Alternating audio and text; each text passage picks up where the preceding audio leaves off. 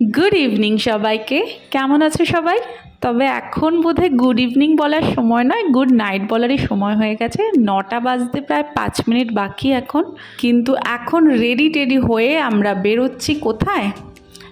Dinner ডেটে।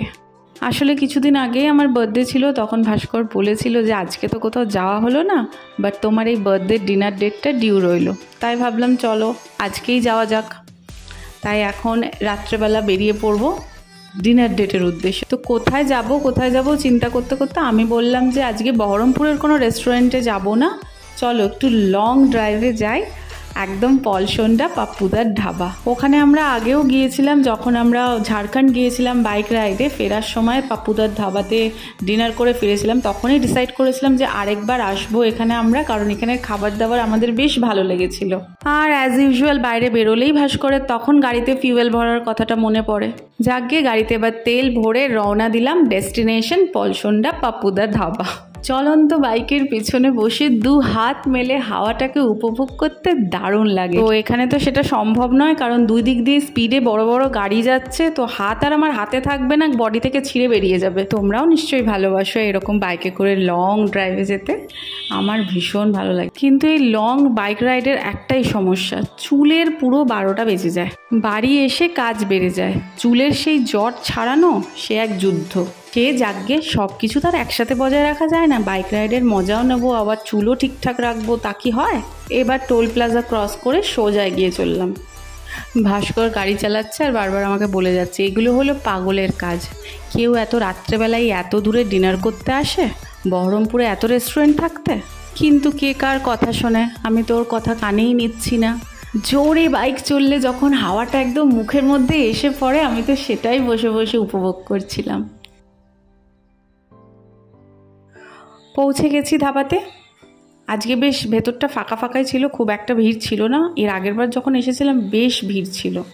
আর বাইরেটা কালকে ইন্ডিপেন্ডেন্স ডে যেহেতু ডেকোরেশনের কাজ চলছিল ওদের।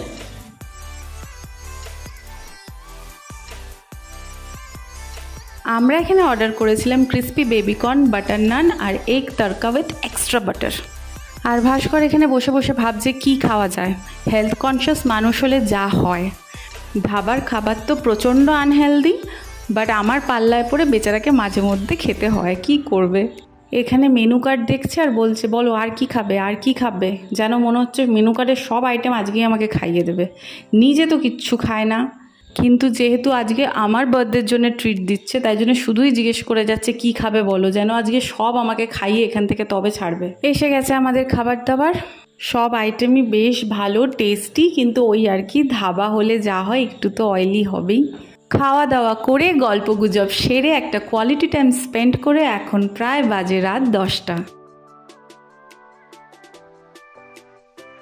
কিন্তু ডিনার শেষে ডেজার্ট না হলে কি হয়, তাই জন্যে সোজা চলে গেলাম আইসক্রিম স্টলে। বাইরে এই খাটিয়াগুলো পাতা আছে দেখে ভাবলাম ইস এখানে বসেই খেতে পারতাম। আসলে একদম অথেন্টিক ধাবাতে তো এইভাবেই খাওয়া হয়, তাই না? মা মেয়ে আইসক্রিম খেতে খেতে গল্প করতে করতে কিছু সেলফি নিয়ে এবারে বাড়ি ফেরার পালা। প্রতিদিনকার রুটিনের বাইরে এরকম একাধটা আউটিং কিন্তু ভীষণ প্রয়োজনীয় আমাদের সবার জন্য, মাইন্ডটাকে ফ্রেশ করার জন্য, মনটাকে ভালো করার জন্য। চলো অনেক রাত হয়েছে, এবার আমার ঘুমও পাচ্ছে। গুড নাইট সবাইকে, ভালো থেকো, সুস্থ থেকো।